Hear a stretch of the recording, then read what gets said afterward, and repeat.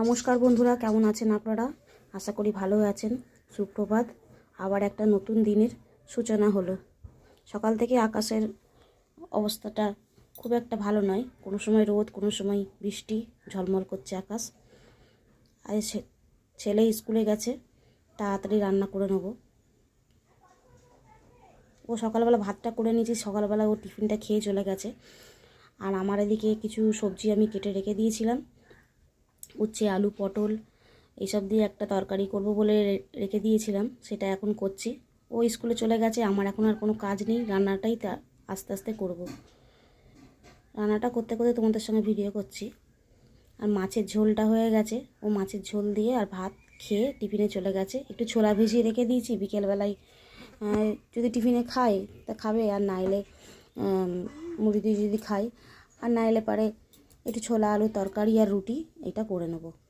যাই হোক, এই তোমাদের সঙ্গে কথা বলতে বলতেই আলুর তরকারি, উচ্ছে দিয়ে আর আলু দিয়ে তরকারিটা বসিয়ে দিয়ে দিলাম। একটু কষে নিই, একটু লঙ্কার গুঁড়ো, হলুদ গুঁড়ো, নুন দিয়ে একটু কষিয়ে নিই। একটু ভালো করে কষিয়ে নিয়ে, আমাদের বাড়িতে উচ্ছের চচ্চড়িটা আমাদের কর্তামশাই খুব ভালো খায়, তেতো জিনিসটাও একটু পছন্দ করে।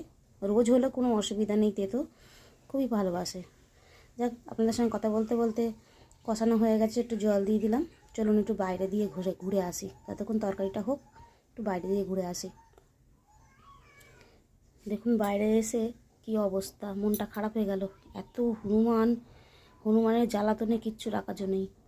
এই দেখুন গাছগুলো সব খেয়ে নিয়েছে, সব ছিঁড়ে কি অবস্থা করে দিয়ে গেছে, সব কিছু উল্টে পাল্টে, হ্যাঁ, ভাঙচুর করে গাছগুলো ছিঁড়ে খেয়ে একসা করে দিয়ে গেছে। যাক, তরকারিটা মনে হয়ে গেল, গিয়ে নামিয়ে নিই। চলুন।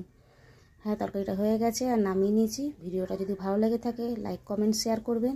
ধন্যবাদ।